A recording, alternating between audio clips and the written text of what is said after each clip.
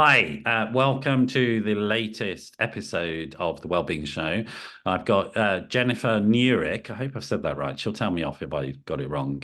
Who's joining us from Sydney in Australia, where rather annoyingly she's so warm she's had to go to a special room where the air conditioning works, and us poor Brits are freezing away here in London, and very jealous. But the wonders of the modern world, where we can have somebody literally across the other side of the planet joining us. One of the sort of unexpected benefits, I guess, of the pandemic, which was quite a dreadful experience, but we all discovered Zoom. Who'd heard of Zoom before, to be honest? So there you go. Jennifer, Mm, welcome to the UK. Thanks for joining us. What time is it where you mm. are? It's 7 p.m., 7:15 p.m. So just kind of we're still getting sunlight till late. So Right. yeah, in the middle of summer. But thank you so much for inviting me on your show, and so lovely to be here.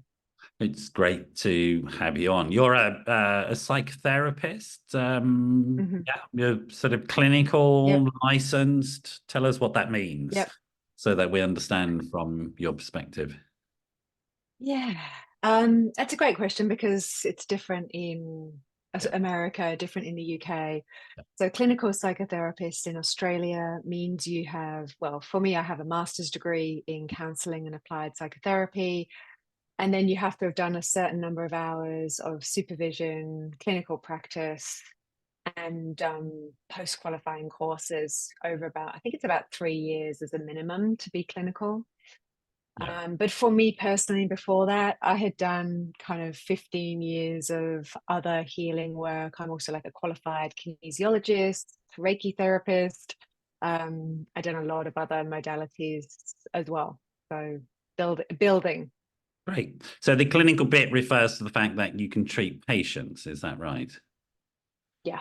So you could train as a sort of academic person with research, or you can then go into clinical practice. And the clinical practice bit is the bit you do after the qualification, which is about the practical application with patients, which is supervised. Is that correct? The course that I did was applied psychotherapy in the Okay. master's degree. So we had a big clinical component Right. in that, and we had placement components. But yeah, so later on you get given the clinical piece after you've been done supervision and seen a certain number of clients Right. through your practice wherever you're working. Yeah.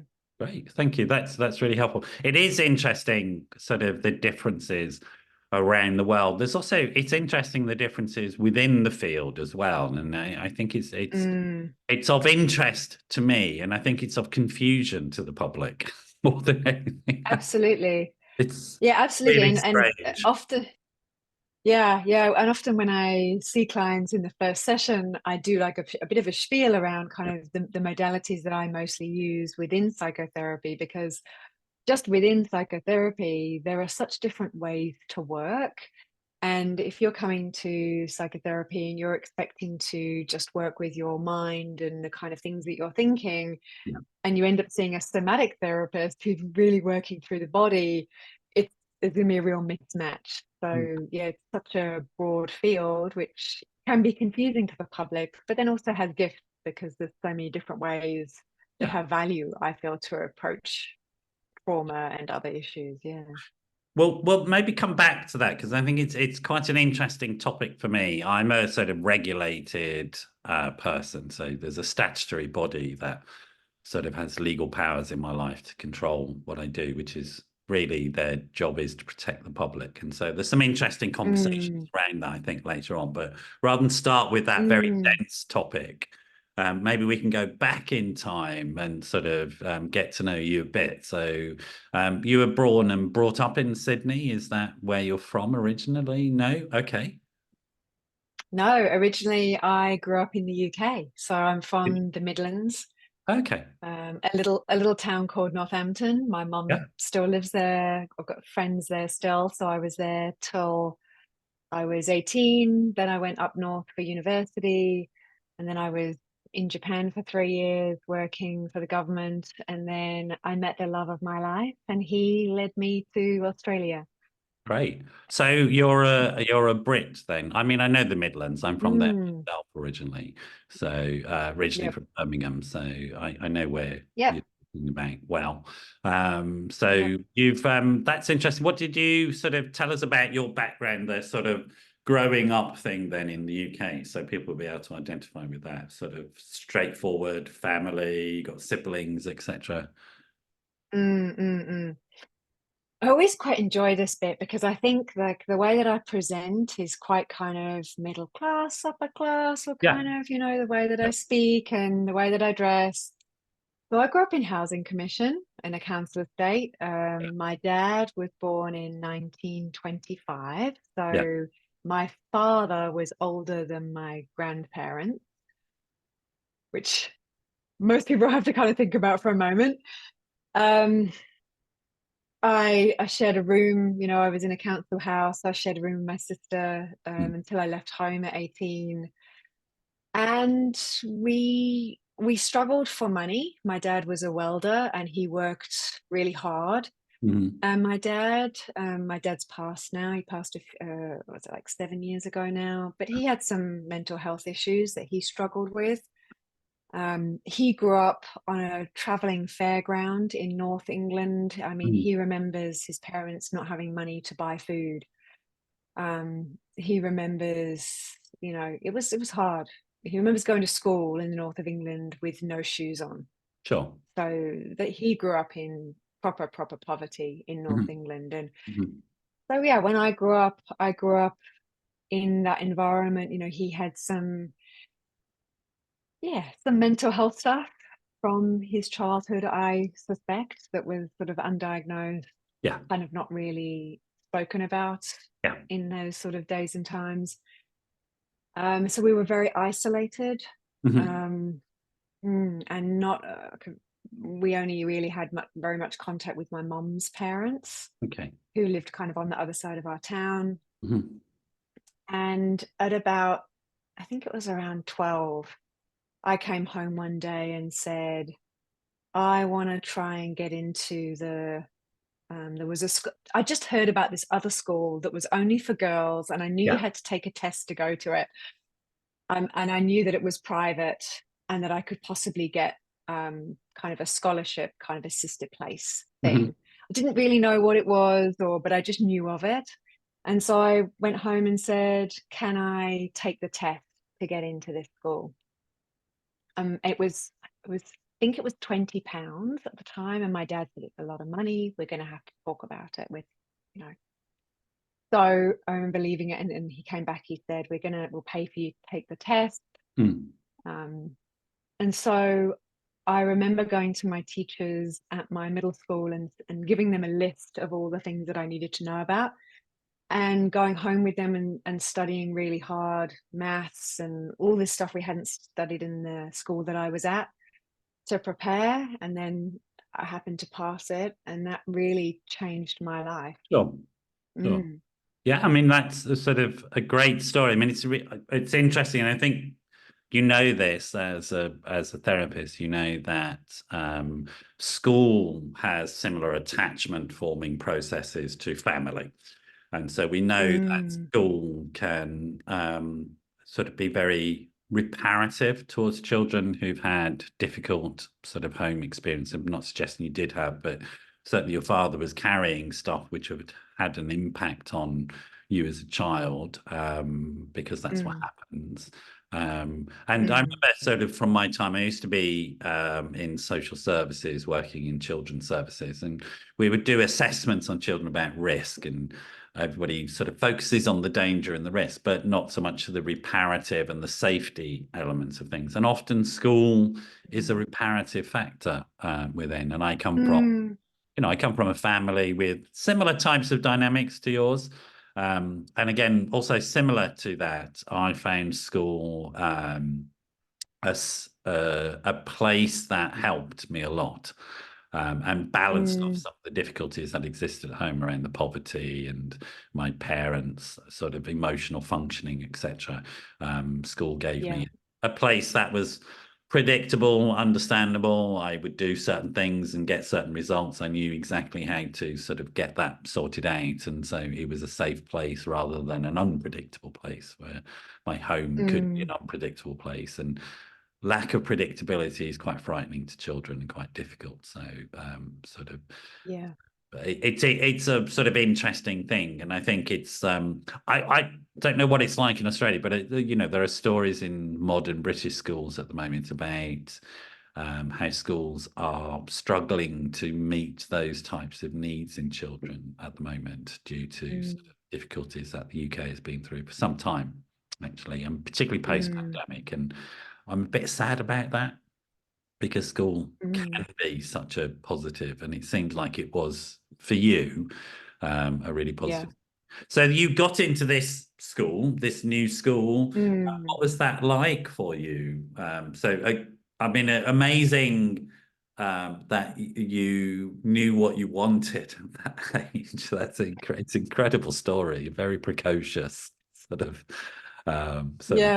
in many ways. But what was it like getting into that school? So it was a grammar school, I guess. They didn't call it a grammar school, but it was a private school. So most of the kids there had, you know, wealthy parents who were paying for their kids to go. And then there were a stream of kind of the scholarship kids who, and you had to be below a certain income level. So so the first year was tricky because the way that I spoke like my family. And that's just like the local accent, nothing wrong with it, it's beautiful, you know. But it wasn't the way that the kids at the school spoke. And so I noticed that, I mean, the kids would kind of joke about it, but slowly I just started to change how I spoke, which interestingly I noticed shifted my place in my family, because I remember coming home once and my mum saying to me, "Oh, we've made a mistake and we need to fix so and so, so and so." I was about 13. And she said, "You've got such a lovely voice. Will you call? Because if you make the phone call, you just sound more something than we do." And so there was definitely this phase where suddenly my place in the family kind of shifted, and I had kind of a different role to play in my family. Anyway, after that first year, it was much easier. And I formed some really great friendships. And then for me, a lovely part of it was sleeping over at friends' houses and seeing different home environments, because I'd only ever seen inside the other family houses on my estate. And again, some lovely people and lovely families, but a lot of issues peppered around, different varieties. And it was just lovely to see, like, we would all sit down and have dinner on our trays, in front of the TV, and that's just what we did. Whereas I would go to other people's houses and they would all sit around with their family and their grandparents, and they would all talk to each other, and it was so just the kind of the family norms being really different. And one of those really close friends, I was chatting with her recently, and I was saying to her what a big impact her family had on me, and how I loved sitting around with her family. And she said, "Oh, I used to love going to your house because I could just sit and eat dinner watching the TV." So it's like swings and roundabouts, I guess. I think, it's interesting. And I think all children experience their own family as normal, which it is. And then you see other families at work, and they broadens your horizons, whether it's watching TV while you're eating, or it's sitting at the family table. I think there's also, and I think we can be sort of relatively straightforward about this as well, that there are issues around poverty, for example, where there's a lot of poverty, there are going to be problems. I mean, I think, you know, the evidence is quite clear that poverty is one of the most damaging experiences that people can have. And I come from the Midlands as well. It's interesting hearing you talk, because I don't I don't have the same accent as my family of origin like you. As you know, I don't sound like a Brummie. You know what a Brummie sounds like, and I don't sound like it. A Brummie, for people who might be tuning in from Australia, is a colloquial name for somebody from Birmingham. We're called Brummies, and we have a particular distinctive accent from a place called the Black Country, which is where the Industrial Revolution started, hence the name. Sorry? So I was just wondering how your accent changed. Oh, mine changed. I got involved in theatre when I was at school. And when I got involved in theatre, it was prior to the days when regional accents were acceptable. So you all got rid of your regional accent. You got this fairly strange middle class, middle of the road accent that I've got now. So there you go. Also, I didn't want to keep it, I have to say. I didn't want to go through life with a Brummie accent. Not judgment of Brummies, but the world looks down on certain types of accents. That's the truth. And we adapt. We adapt, really. Yeah. I don't look down on it myself now, but it was certainly, and I recognize and identify with that statement about sort of sounding more posh allowed you to get stuff. And that's the truth as well. You know, if you have a certain type of accent, a certain type of status, and you can achieve certain types of things, and everybody does it to some extent. They adapt how they sound when they want to get something from somebody in authority. That's the truth. My life changed through theatre, but also because I went to university, and so my life adapted. You went to university as well. Were you the first or the only kid in your family that went? Yeah. You got it first. My sister went after me. Great. What was that like? But you were plowing a furrow there. So how was that for you? I mean, for me, university was such a great experience. I was out of my home environment. You know, it was I had a really great university experience and met some lifelong friends there. So for me, it was really fantastic. What did you study, Jennifer? I actually studied political science and you? did quite a bit of development studies and international studies with it. I was at Leeds University. Right. Because I was, I think, coming out of the environment that I'd come out of and seeing what else existed, I was quite passionate about how I guess my big question was really, how do I be of service? And seeing the kind of inequity that existed in the world, it was kind of, how do I help? Like, what can I do here, if anything? So I was quite idealistic, I think, in a way. Politics got rid of that. It's interesting. It was because I guess that, broadly speaking, you could say there are two responses to difficult childhood circumstances. One is to want to avoid it and get away from it, which is understandable. The other is to go, why is this happening? It's wrong. I want to do something about it, sort of in broad brush terms.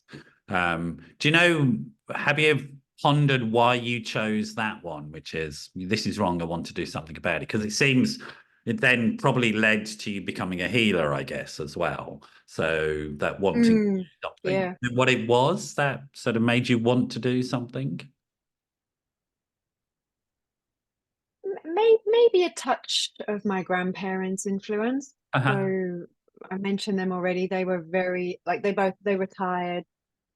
And during my teenage years, they were very involved in the Salvation Army in a very giving way. So they were really working in the soup kitchens. My grandma was there all the time, chopping up the food and feeding homeless people. And they were always kind of collecting money. And so maybe seeing that had a big influence on me. And I looked up to them as being, I think part of me, I had a younger part of me that wished that I was living in their house with them instead of with my parents at times.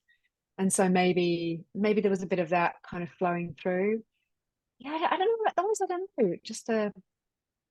I think I always had this feeling of I can change things. And maybe that experience around 12 of, I want to change my life, I want to go to this school. Yeah. Maybe it was a little bit of that. Yeah, I mean, Mm, certainly school still can be, and I think education can be a route out. It's interesting as well. I think, when I think about it psychologically, if you like, there are two, as a species, we have two major survival strategies, which one is the individual fight, flight, freeze survival strategy, and the other is to join the herd mm, because the herd is mm, protective and in a group. And of the two, they're both equally successful, but of the two, I guess the herd is more successful. I would argue, and I don't think it's a contentious point, but the fact that we can organize into complex social groups is why we are the dominant species. That mm.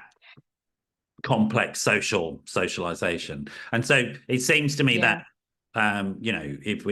if we think about it, the individual survival, trauma-based survival, if you like, Mm, although it can have some success, it will has significant costs to it.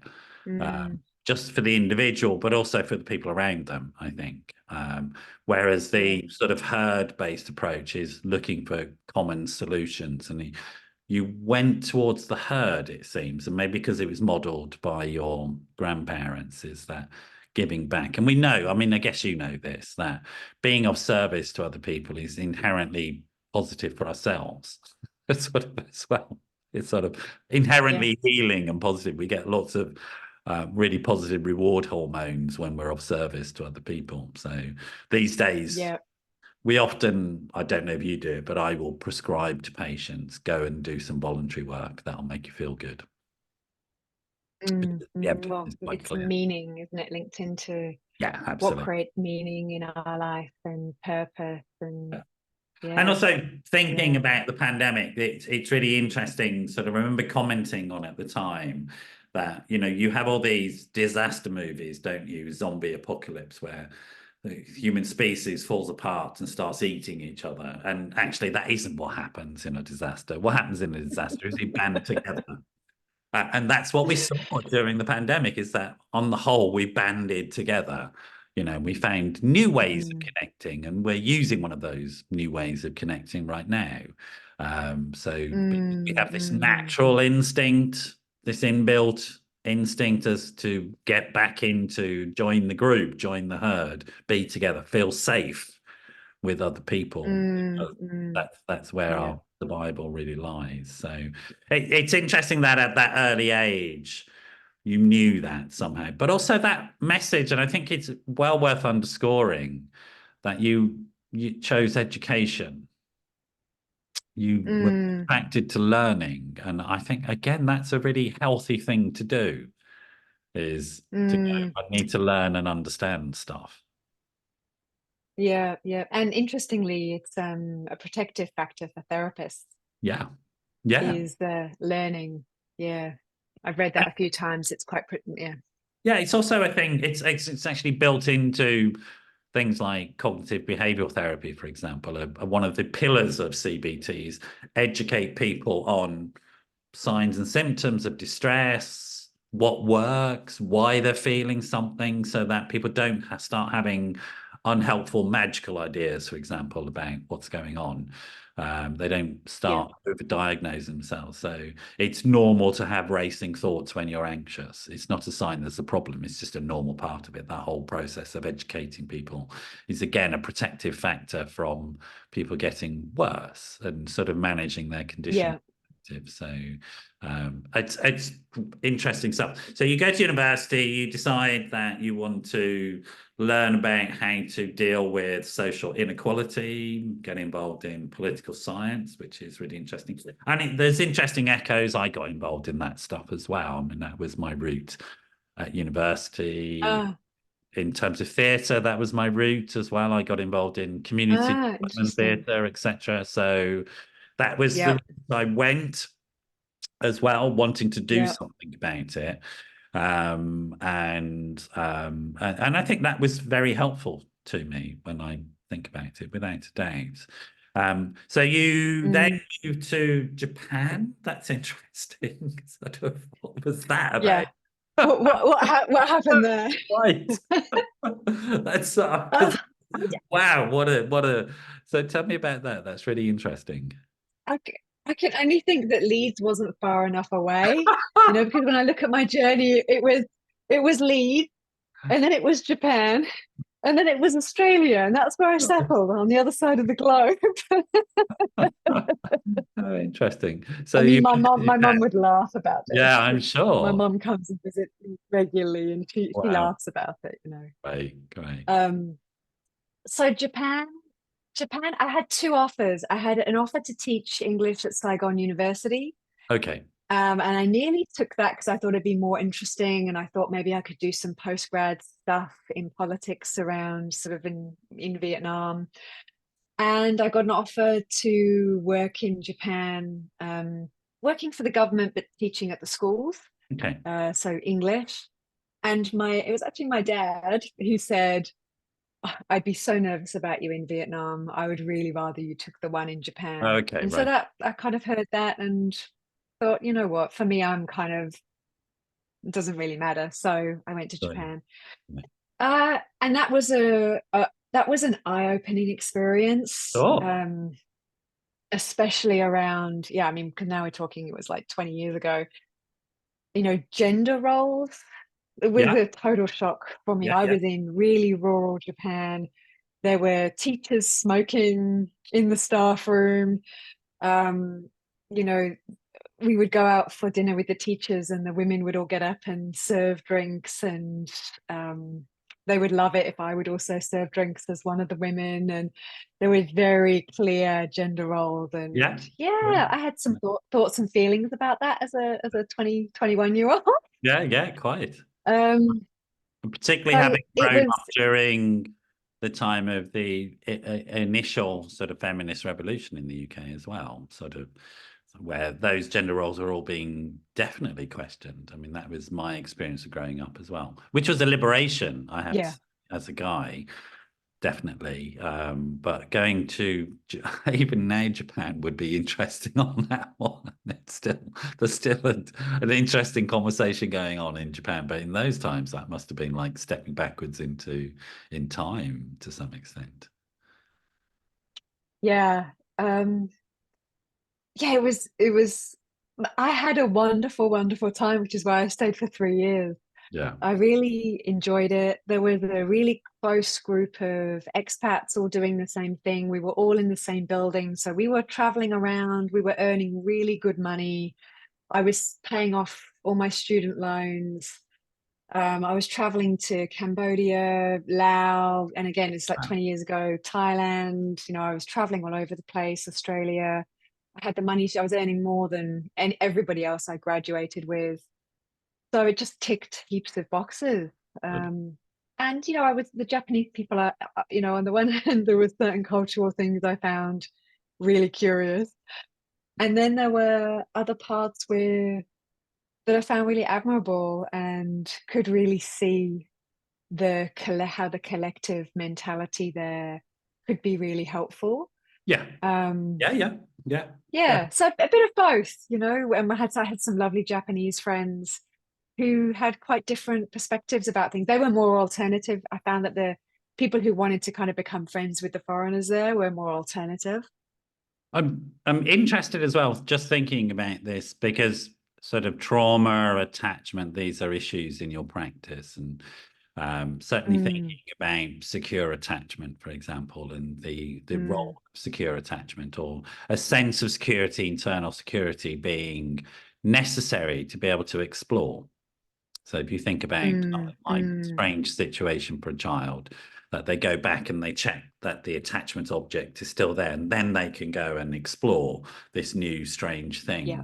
thing. So somewhere along the lines, you've obviously got some security inside you that allows you to want to think about traveling and exploring and having what is a very open attitude to difference. So again, that Mm, capacity to be welcoming of difference and thoughtful about it, rather than see it as a challenge or a threat, is something about the internalization of an internal secure sense of self, that you picked mm, up mm. somewhere. So it's an interesting worldview. Where do you think that security comes from within you in terms of your own growth and development, do you think?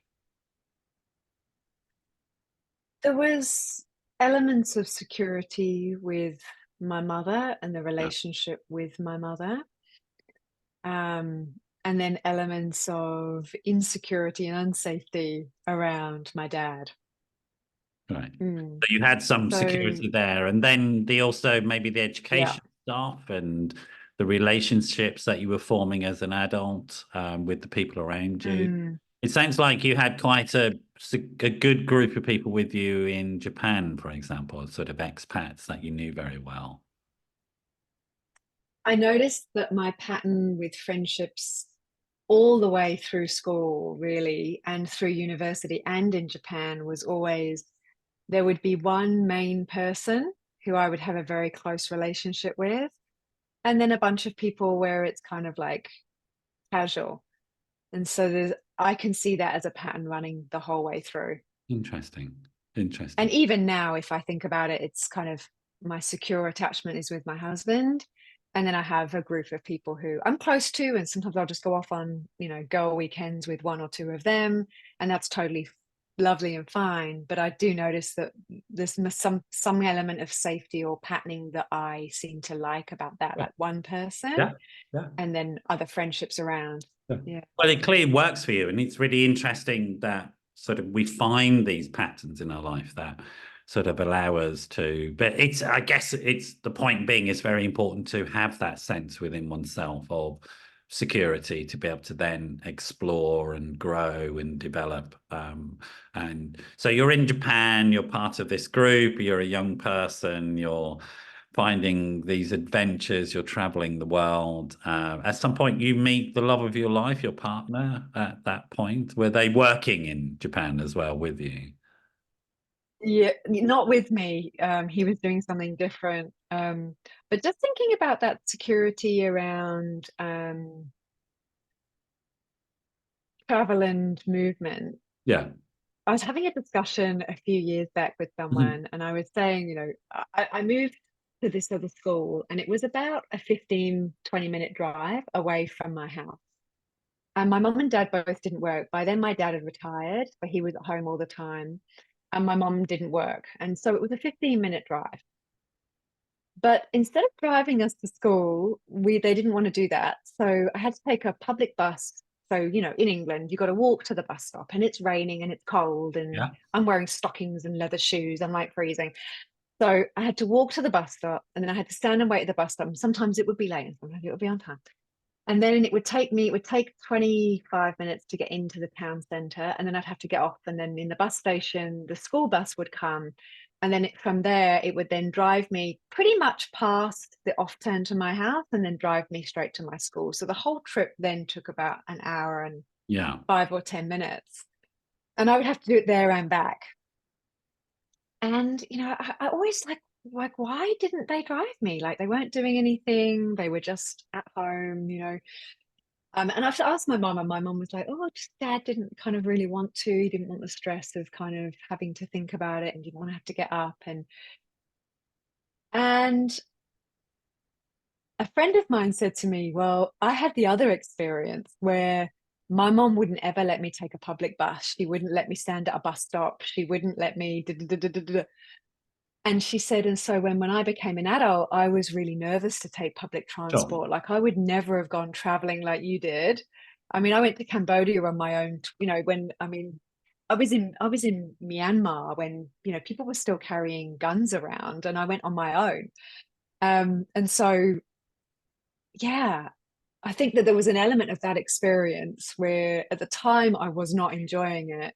It kind of did, there were certain things that happened in those experiences where I had to kind of stand up for myself or tell people, Oh, push people back in some way because you're on public transport in England and anything can happen. But in a way, I guess it kind of gave me confidence to actually, I can take care of myself if I need to. And yes, yeah. things might happen to me, but I'll be okay.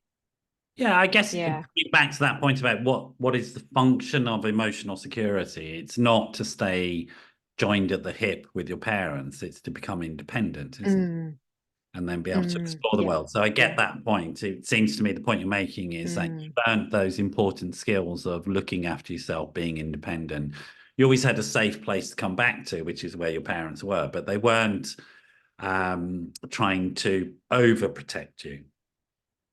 And I guess it's a difficult balance for parents to think about, and it's a really important one, particularly in modern world where there's an overemphasis on things like stranger danger and stuff like that, and the dangers of the world, Yeah. and it's false. It's made up mostly. If we look at the figures, it is still the case that the biggest risk of children is within their own families. Yeah, I think it's very clear about that. So stranger attacks are, except in maybe, in some, maybe, I don't know about the US, for example, even there, I think the figures are still the same, but you've got sort of a violent culture there, but you've got violent cultures elsewhere, and so gun culture and stuff like that. And I understand why people are afraid. It's hyped in the news, it's hyped in social media and stuff like that. But again, the figures don't fit in with it. That stranger attacks are rare, genuinely very rare. Shocking when they happen. But trusted figures, it's trusted adults in somebody's life that are often the risk to children, damaged trusted adults. Yeah. So putting that to one side, this whole point about sort of internalizing security and then being able to explore in the world because of that internal sense of security, and then developing, I guess, what you're talking about, which is resilience skills, learning from experience and learning how to be flexible, how to be adaptable, how to cope with situations, because we need a set of tools, I guess, in life that allow us to deal with new situations without seeing them as overwhelming and too threatening. And that's the point about these things. And so you learned those skills. I guess it's going to be slightly different for every individual, but I guess I get the point your friend is making, that they avoided that, or they weren't given that opportunity to learn their own self-reliance. And they feel that maybe I could have been given more opportunities to be self-reliant. I understand that, and there isn't one way of doing it, but there is a sort of important questions there to think about how sort of we do parent, the styles that we have of parenting, I guess, is what we're talking about. Over anxious parents are as unhelpful as parents who don't care. Sort of either extreme is going to be a different, totally in between where we totally be. So very interesting. I'm just aware of time because, we are going to run out of time. I want to get to the point where you start training and some of the ideas that you have as a clinician. And I said to Jennifer before the show, I said this to everybody, we've got an hour, but we always run out of time. And so I have this, my task is to keep us on task, which is annoying because I'd actually just prefer to just keep chatting, to be honest. No, all good. And I love your insights. I can hear how much knowledge you have around this, and a lot of deep thoughtfulness around and piecing things together. Really lovely. Thanks for saying that. It's I mean, I'm really interested, I guess, because of my theatre background and all the world is a stage, as William said. I've always been interested in how we take it out of the clinical situation into real life. So I'm really interested in that space. Yeah, go ahead. So I guess kind of jumping on a bit, where I really started to struggle, and where I met I'd had some other relationships before, but I met someone who I felt like, okay, this could be the person that I want to marry. And it happened that he came from a very, like a strict religious background. Right. And his family were very unhappy that he was even with me, let alone considering marrying me when we got to the point of getting married. And so suddenly I'm in a family. I mean, it just hadn't occurred to me because, I just thought, well, all my other boyfriend's parents have just loved me, like, Jen, she's awesome. So it was quite a shock when it happened. And I get that it wasn't personal, but I took it personally. Yeah. And it was really hard. And I found myself really not managing the whole thing very well at all. Like Yeah. very emotional. Yeah. And this is where I think a lot of my unprocessed childhood stuff really started coming up, that I found Sure. it very hard to regulate. It was very, when my partner was standing in the middle of that situation as opposed to with me as my secure attachment person, Yeah, right. I found that really challenging. Yeah. And so that really that led me on my healing path. Right. I kind of went, I don't recognize this version of Jenny. Like, I don't know who this is. And I need some help with this situation. This is like, I don't have the skill set for this. Yeah. So that's when I started going to therapy, and I did different things. And then, being a natural studier, I started studying. So I started studying different modalities. I actually wasn't allowed to work when I first arrived in Australia because I came in on a de facto visa. Mhm. So I had to, but I could study. So I just picked some courses that I thought were quite interesting and that might help me. And so I was sort of doing therapy, doing some kinesiology stuff, some energy healing, and then doing some courses as well. That kind of, I did that for many years, and I ended up training energy healers to be certified in Australia. I went really deeply into that space, Mhm. and found a lot of connection, community, because I arrived in Australia. I didn't know anyone in Australia, only my partner, which made it even harder when he wasn't really with me. He was kind of halfway between. But then I started to form community through some of those different things that I was doing, which was super helpful. Um, and then, yeah, sort of carrying on a few years, started to study psychotherapy, and did a diploma, did a master's, and then could really feel how those, like, for me, they're not two separate worlds, really. There's a lot of overlap. When I have clients kind of saying, when we were discussing, there's like loads of stuff stuck in my throat, and we do some somatic work, which is psychotherapy work around the throat. I remember a little while ago, doing work on myself, and just kind of, it was very visceral. I could feel the energy that's shifting through, kind of moving out through my throat, coming out all around this area. Yeah. So for me, they're not sort of two separate worlds, but I do find that the psychotherapy languaging for a lot of people is much more, they can understand it more. I think sometimes the energy stuff kind of a bit too far to the side. Mhm. So yeah, my practice mostly now is kind of 95% psychotherapy, and I do a little bit of energy healing kind of here and there. So the way I think about it, and I don't know if this is a useful way of thinking about it, that we have a Mm, really, in Western culture anyway, a very false division between mind and body, as though they're separate things, and they're not. mm, And we also have an emergent knowledge base about what these things are, what a body is and what a mind is. And we're having an emergent knowledge base about how mind is also collective and communal. Um, mm, Beginning to yeah. understand it. And particularly, I think, certainly the early days of psychology and psychoanalysis and stuff like that was sort of magical language, I think of it, really. And sort of, it was, people were trying to grasp at something before knowledge had been formed, before we had the tools to understand this Mm, stuff. But certainly since the advent of brain scanning and neuroscience, we have a much better understanding of these processes. And so we have these magical processes. They seem mm, magical, things like mirror neurons, for example, which is mm, bonkers when you yeah. think about it. When I think about the fact, and so for people who don't know, when I move my hand like this, inside your brain, there are things called mirror neurons that are mirroring the movement of my hand. That's ridiculous, isn't it? Mm, It's a physical scientific fact. It is still ridiculous to even try and think about that. yeah. But that's what happens, is that my brain imitates you. And of course it does. We are fundamentally a Mm, social animal. How could we not exist if that wasn't a fact. Our brains and our bodies are amazing things that do things that are really quite magical.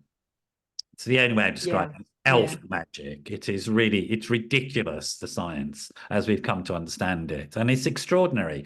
And there's a thing called the social brain, Mm, that and how that looks is, and just a little bit of science for you. When we're born with far more brain matter than we need, and that's because we're going to have to sort of use this stuff, and I'm going to come to why kinesiology and body approaches work. So we have these frontal lobes, we have too much stuff inside of it, and that stuff is formed into physical structures called our personality, our mind, through physical interaction with our primary carer. We don't get that interaction. It washes away. And we know, and people can go and check this out for themselves. If you Google severely neglected child brain image, go and take a look, folks, and you'll see these images. They're mm, horrific. And if you look at the brain of a severely neglected child, it's smaller and big holes in it where there should be brain matter. And a normally brought up child has a larger brain, and all the frontal lobes are full because physical structures mm. form through a process called myelination. There you go. People can go and check all this stuff out. And it has significant Yeah. impact. And But so psychotherapy, folks, verbal talking therapies are top down healing processes. So it's the executive yeah. functioning frontal lobes down through the rest of the brain and body. And then there's other ways Mm, of working, which are bottom up. And there's other ways of working that mm, are left and right. So if you do EMDR, it's left and right as well as up and mm, down, stuff like that. So mm, we're still, I mean, we're in the second decade of the brain, as it's called. And we're beginning to understand these processes. And I think that a lot of the mm, language we use around this stuff will evolve as as the research catches up, right? That's where I'm at. You're nodding mm, away at this, Jennifer. You're agreeing mm. with what I'm saying, I guess. Yeah, absolutely. I love listening to you describe it. You speak so eloquently, and yeah, I love hearing you describe it. And as you were talking, it was reminding me of the book, The Boy Who Has Raised a Dog. I can't remember who wrote it, but Yeah. have you He's read that been on my one? podcast. Yeah. He's been on my podcast. It's Ah, extraordinary. yeah, I mean, wow, that book is sort of a real amazing. challenging read. Yeah, a real challenging read. Yeah. Yeah, yeah, absolutely. It's a challenging read, but from a, from a developmental perspective, kind of in our line of work, Yeah. it's Yeah. yeah, such a powerful read. And I love in that book when he's talking about the attachment pieces. I don't know if you remember, he was talking about a woman who was fostering a lot of kids, and sometimes she would take the 11-year-old boys and she'd be kind of rocking them like they're a baby, and some people were kind of like, what are you Yeah. doing? He's 11. Like, why are you rocking him like a baby? But then through his research, he was kind of like, actually, they're missing out on this developmental kind of rocking and tapping and Yeah. humming. And Yeah. like developmentally, they're kind of missing it. I found that book super interesting. Yeah. Yeah. So thinking about some of the more energetic body approaches, and I'm also Mm, thoughtful of some of the great trauma therapists, Bessel van der Kolk, etc. mm, Bessel, of mm, course, wrote a fantastic "The Body Keeps the Score," and colleagues of his in America talk about how bodies work and operate. And it's really interesting to mm. note, for example, there's more brain matter in your gut than inside your skull. And so Yeah, that's crazy. isn't that interesting? It's fascinating stuff. Mm, And it's interesting mm, to note, for example, that the skin, which is one of our biggest sense organs, grows at exactly the same time in utero as the brain from exactly the same material, and that it forms a really mm, important part of what's called the central nervous system. So that we mm. can use our skin sensing to notice whether a face is friendly or unfriendly. We have this perception without even visually seeing a face. So, because Yeah. recognition is so Wow. survival. So there's a lot of stuff there. Wow. And I'm interested that as a brain person, why did you switch to body? It's fascinating for me. Why did you go energy kinesiology, even though you'd been an intellect and you'd chosen an intellectual route? Do you know why that was, that you went that route when you came to Australia, where you just so disembodied, if you like, in a sense? Or have you thought about that? No, it was no, not so much. It was hmm. It's an interesting question because I you've was chosen an intellectual route, like as a little girl, you'd gone to the school. mm, Oh, somebody tried to mm, call me. You'd gone to the school, then the university, knowledge, you become mm, an educator, and then you come to Australia, and yeah, still a lot of mm. knowledge, but you go rather than top down, you start to get into your body and how that's operating. Sorry, somebody's being annoying. Yeah, Trying to get that's through. okay.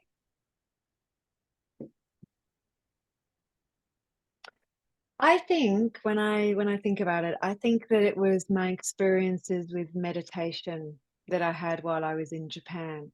Right, So I started to teach myself meditation. I went out and bought meditation for dummies, like literally, right. because I decided that I'd like to meditate. And the internet was only really just kicking off when I was in Japan. So I mean, I was only just kind of giving and receiving emails, but I could order English books online, but it was really only just starting. There wasn't anything like the amount of information, So I remember I remember, yeah, sort of starting to meditate. And yeah, I wonder if I haven't thought about it so much, but I wonder if Yeah. that had an It makes impact. sense to me, to be honest. That Mm, would make absolute sense because meditation is a very ancient form of healing, which is a mm, holistic form of healing, without a doubt. mm, Uh, mm. And just kind of, I guess I was in the East and kind of learning about Buddhism and just seeing different culture. So maybe it was more kind of that and different experiences in nature in Japan. that would make a lot of sense Mm. because Japan has a very different, it's not a Western sort of executive brain function thing. It's got a long history. Did you study Nihiji Daishonin sort of Buddhism, which is quite common in Japan, or sort of Not, traditional Buddhist? no, no formal study. It was more of a kind of just a personal exploration, just Oh, interesting. using different practices Okay. from quite simple books, really. Yeah.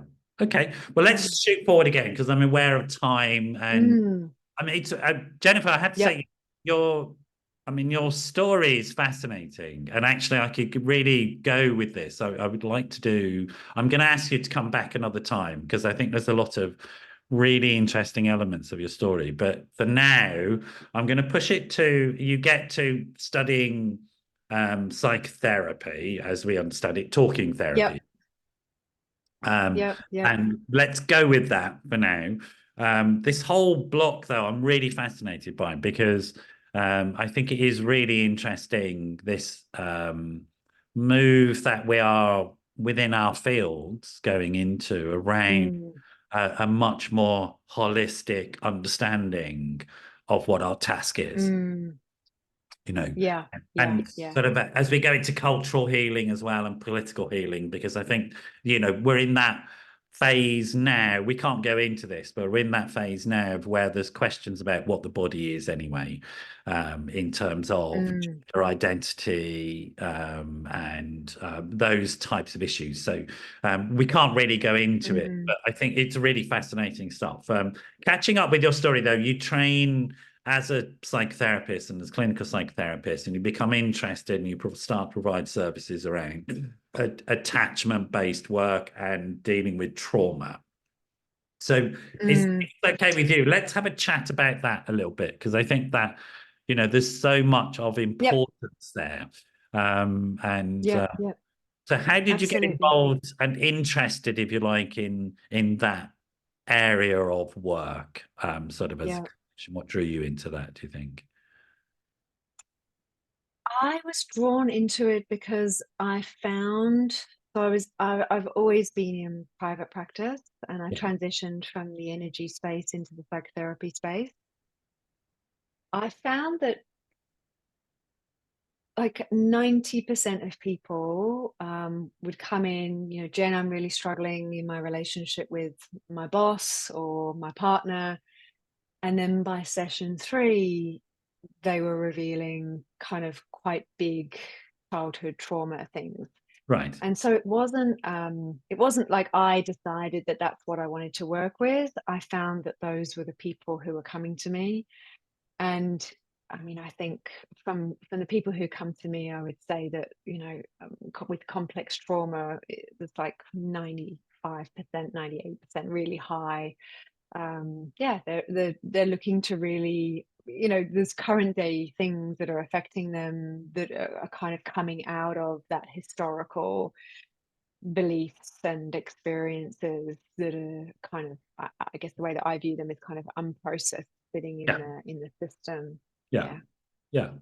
And so you then got interested in treating this sort of developmental trauma that people have grown up with and carried in. Yeah. Tell us about that in terms of Yeah. sort of your understanding of it and the types of modalities that you've been using, what you think has been helpful and useful. Mm. I use what I found helpful for myself and resolving the stuff that I lived through. And so for me, I use a bit of EMDR, not heaps. Yeah. The foundation of my practice is internal family systems. Okay. So I met kind of inner child, inner parent, inner adult transactional analysis model kind of 18 years ago. I first met that. I found that very helpful in my own system. Um, and then when I kind of, for me, internal family systems is I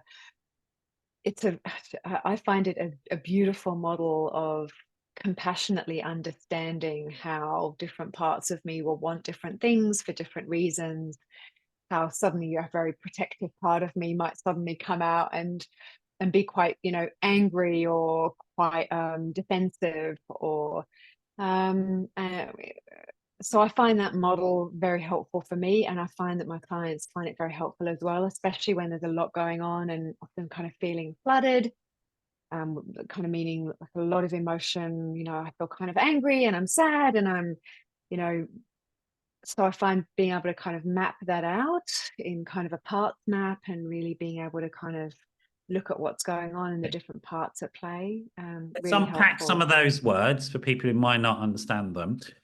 So Yeah, EMDR, for people who may not understand that, just sort of unpack that for me a yeah, little bit, if you don't mind. What's EMDR? yeah, of course. So, like you were saying, it's kind of, I mean, the latest thinking is that it sort of, well, one of the ways that, and we know that it works for PTSD because it's, you know, evidence-based, research-based for PTSD, so post-traumatic stress, where you might be having flashbacks about a car accident or something that happened recently or a long time ago, and one of the sort of explanation that most resonates with me, I guess, is that it kind of emulates REM sleep. That there's Yeah, something about kind of having one foot in the present, having one foot in the traumatic event, and the brain, the body as a whole, having sort of integrating it as it might naturally have integrated it had the person been getting good sleep, had the person have had the yeah, support around them that they needed to integrate that trauma. So there's an opportunity in the safe space of the therapy room to kind of have one foot with the therapist, one foot in the trauma, and for the brain to kind of process it in the way that it needs to. And the way they talk about it in EMDR is that there's almost like a neural network that kind of separated off from all the adaptive memory, where there might be memory of getting out of a car and meeting people who can help me. But in this instance, there's a memory of not being able to get out of the car and not having anyone around who can help me. And so as that gets processed through with and it can be a bilateral eye movement or left right leg tapping, that kind of neural network kind of softens, and then slowly through the process starts to, it might kind of meet other traumas with a similar flavor first, and then slowly might start to meet kind of what's called adaptive memory of where there's something different happens, and then it aligns with it kind of gets processed through with a positive memory. So something that we would like to believe associated with that event. Yeah, That's brilliant. quite a long explanation. Sorry about that. No, there's no need to apologize. I think it's really important. EMDR is really interesting, I think, as a modality. A modality, for folks who don't know, is just a type of intervention. We call them modalities. There's no such thing, just so you know, folks, there's no such thing as psychotherapy anymore. There are psychotherapies. For ease, we call them modalities. So you've got CBT, cognitive therapy, you've got dialectical behavior therapy, you've got a whole spaghetti word jumble of letters to explain stuff, and it's fun. You gradually get to know them, but don't worry about it. There used to be just two forms of psychotherapy, psychoanalysis and analytic, whatever it was called, Jungian stuff was called. Now there's a plethora, some of which are evidence-based, which is what we're talking about, and some of which are not. They may or may not work, but generally, to be safe, you go with the evidence-based stuff, because as a purchaser of stuff, buyer aware, really. And it's really interesting, Jennifer, and I think that, I don't know what you think about this. My view on this is that when as a patient, potential patient, you're sitting with the therapist and you say to them, what do you do and why? If they can't answer that question, just leave the conversation. It's sort of like you want them to be able to explain what they're doing and what the expected outcomes are. So I think you passed that test, Jennifer, no problem. So EMDR, good. we've got it. It's interesting because we never knew why it worked, but we knew it worked. We now think we know why it works, but it was quite clear. And it's really interesting, I think. Then the other one was the internal child adult. What did you call that initially? So internal family systems, but kind of like the older model of it really would have been transactional analysis. But, and the older model of transactional analysis was Freudian psychology, wasn't it? It was id, superego, his structure. So internal parent, internal child, internal adult. Yeah. So that becomes analysis, and that becomes IFS. So internal family systems. Earth is that? Tell me. Have you never heard of it? I do, but I'm going to be I'm going to be the member of the public who doesn't know. So tell me what. So created by Richard Schwartz, fantastic book to read, which is a very easy read, not just a therapist. It's called No Bad Parts. It runs on the theory basically that we have a core self. He calls it self, but some people might call it an unconditionally loving part, or sometimes I say to clients, it's a bit like the part where when you see a wounded dog and your instinct is to move towards it and help it, you want to pick it up and you want to take it to a vet. It's kind of that part of self. And Richard Schwartz sees that as kind of everybody's born with it. And it's there. And what happens developmentally is we need to develop different parts of ourselves. So he talks about toddlers who will say, no, stop, no. And often toddlers is the first word that they'll learn, or me do it, and so we start to develop different parts of us for different reasons. Now, when we grow up so some parts are going to develop naturally anyway, but then there's other parts that might become quite extreme. So if I have to deal with quite a violent father, let's say, then I might develop a part that gets really good at hiding. Or as a teenager, I might develop a part that gets very angry, but I can't vent that at my father because it's dangerous. And so I'm angry over there and over there and over there. So Richard Schwartz was working with people with eating disorders, and they naturally just started to say things like, well, I have this part of me that really knows that I need to eat.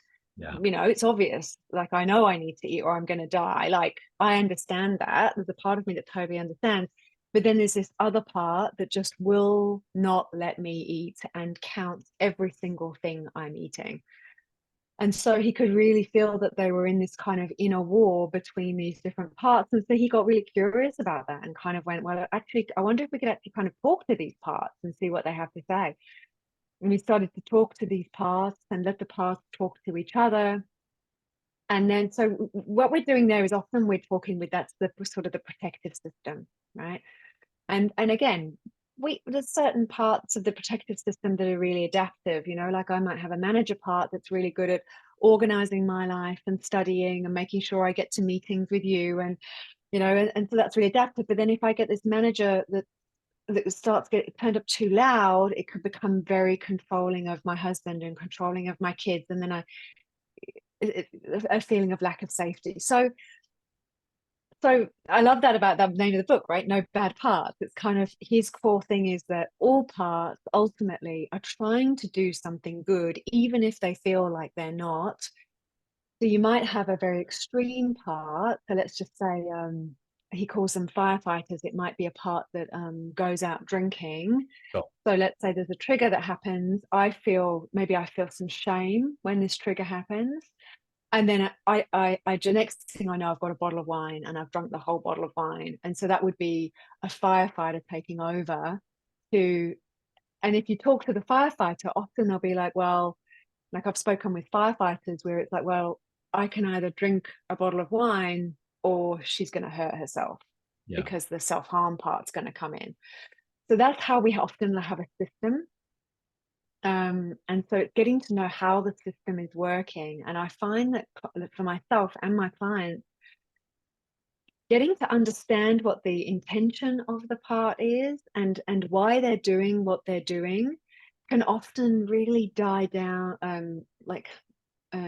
discharge the level of conflict that's happening in the internal system. So when we have a lot of, especially polarization, one part that says drink and one part that says don't drink, one part that says leave your husband, one part that says stay, the more conflicting voices we have internally, more polarization, generally, the more disharmonious we feel. We're going to feel more conflicted, uncertain, uncomfortable inside. And so he's working a lot with kind of that concept, in the West, we have a lot of kind of the mono mind, and he's kind of saying, actually, we're all made up of different parts. And I really identify, if someone calls you up and says, do you want to go out for a drink? And there's part of me that's like, yeah, let's go to a bar, I'll get dressed up, it'll be fun. And there's another part that's like, I'm halfway through a movie, I'm in my pajamas, I don't want to go anywhere. There's different parts. Yeah. I mean, one of the things I like about the word parts is it's very intuitively correct. And I like the story of IFS in terms of he listened to people, the words people were using, and thought, that makes absolute sense. Rather than deny that makes sense to me. And we all talk automatically about different parts of ourselves, because that's how we experience ourselves. And it's also what I like about it is that it's because it's intuitively correct.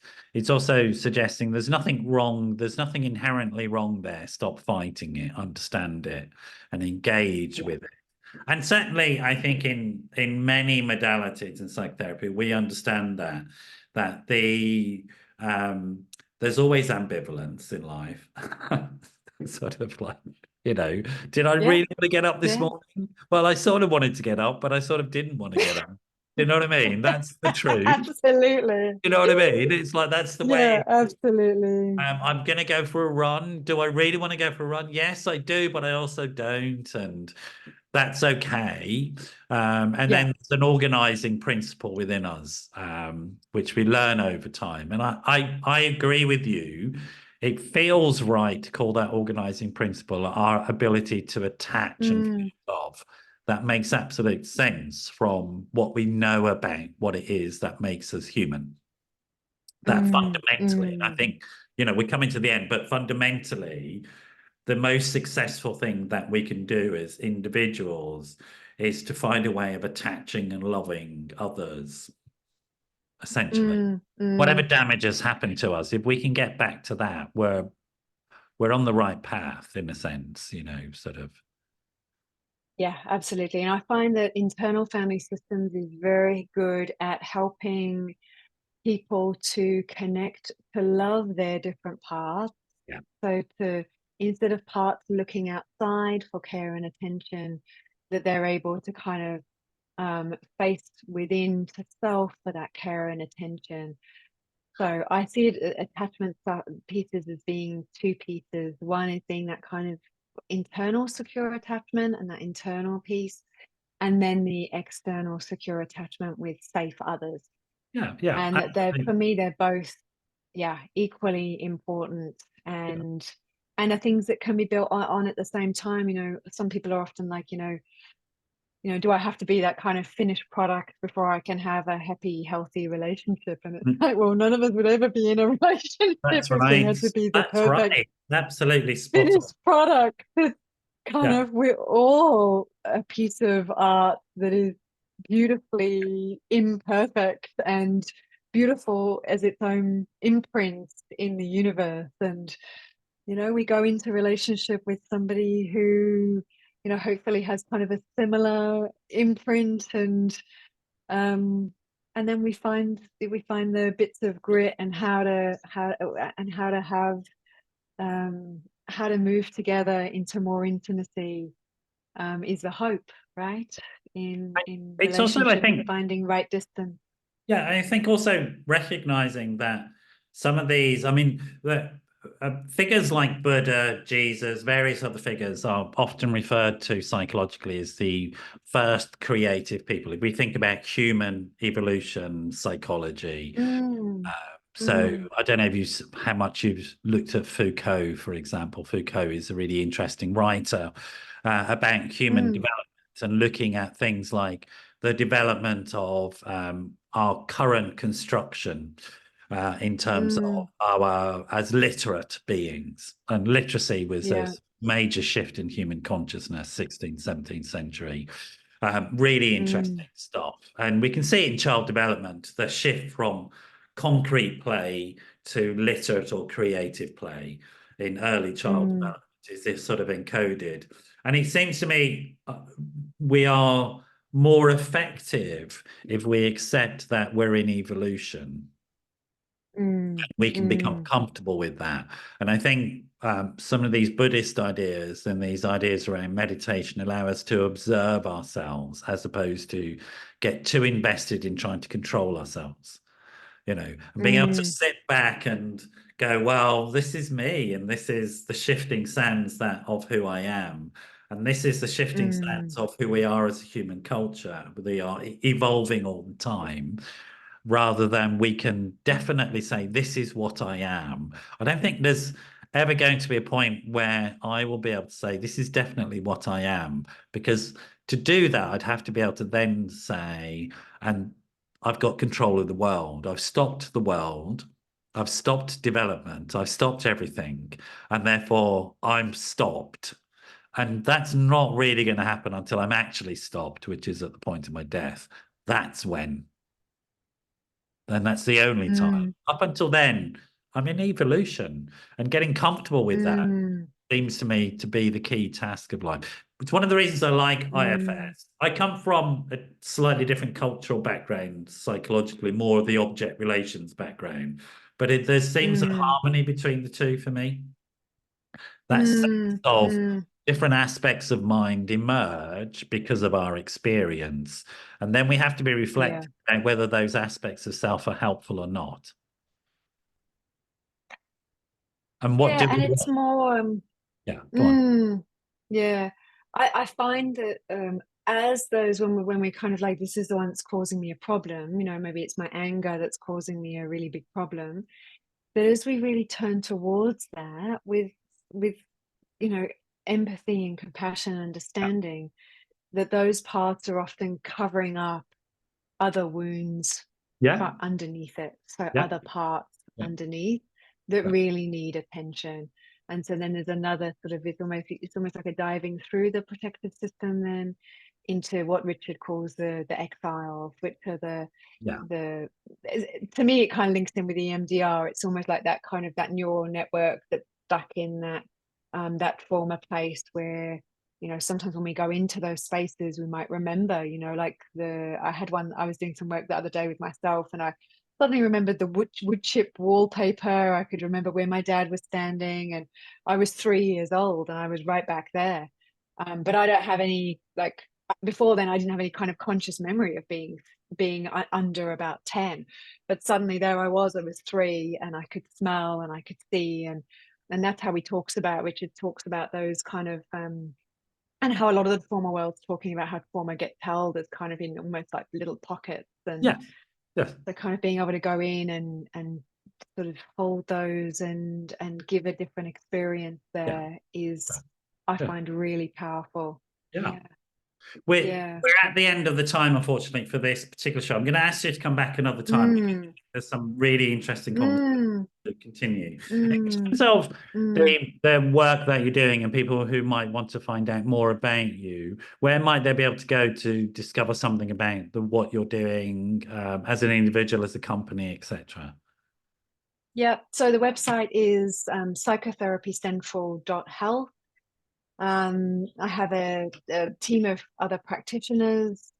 I've just released my book. It's called, this is where the blur background's not so good, Yeah. but it's called Heal Your Anxious Attachment. Okay. There we go. Just about got it. And there's a lot of different pieces in there. There's some top-down stuff. There's some bottom-up stuff. Yeah. And there's the first half of the book is kind of around the inner work, and the second half of the book is around relational work. So I've really written it for people at home, and there's a lot of exercises. There's 20 audio recordings, kind of meditative practices to do, and it's something you can absolutely do also with a therapist. And where can people I buy just had a that lot book? Where would they be able to buy it? On Amazon or? everywhere. Yeah, Amazon, Booktopia, anywhere where they sell books. It should be publishers with New Harbinger. Great. So Yeah, we'll so make sure I really all wanted the to. links are there for people Yeah. so they can link into it easily and get hold of you. What did you want to say, Jennifer? Sorry, I cut you off. Yeah, no problem. But yeah, it's very, I wrote it not for therapists. I wrote it for people who are kind of thinking, look, I'm really struggling. I notice that I get a lot of anxiety come up in intimate one-on-one relationships, but I have no idea where to start. Maybe I can't really afford therapy, like, any ideas. So I had a lot of people through Instagram and other platforms kind of Great. asking me that. So I thought, you know what, let's just put something together that's kind of, Brilliant. yeah, Brilliant. that And anyone at I home mean, I can get have to say, I've got a sort of a little emotional rule myself. When people write books for Mhm. other therapists, they're probably not worth reading, to be honest. Okay, yeah. What? When it's written with the public in mind, there's that old Einstein idea, isn't it? If somebody can explain something to a 5-year-old, they really know what they're talking about. So being able to Mm, explain something to a non-technical audience, the general public, means you know what you're talking about in my book. So that's great to hear. And that's also, I my think, hope. My hope is that it's oh helpful. yeah, without a Mm, doubt. I mean, some of the best books I've read mm. have been the Idiot's Guide to Stuff, because I'm pretty much an idiot. So that's what I need. That's the level I I need. don't think You so. know what I mean? I think there's a lot of wisdom in there. I can feel all of your knowledge and wisdom just pouring through the episode. So it's actually so lovely to meet you. I've really enjoyed speaking with Oh, you. same here. I mean, it's a Yeah. pleasure. I'm Mm. sort of to meet you. I'll get my team to reach out to you, and we'll come back and circle back on some of these, because we've sort of barely touched the Yep. surface of some of this stuff. So Yep. Yeah. That would be great. lovely Yeah. to sort of do a bit more of a deep dive.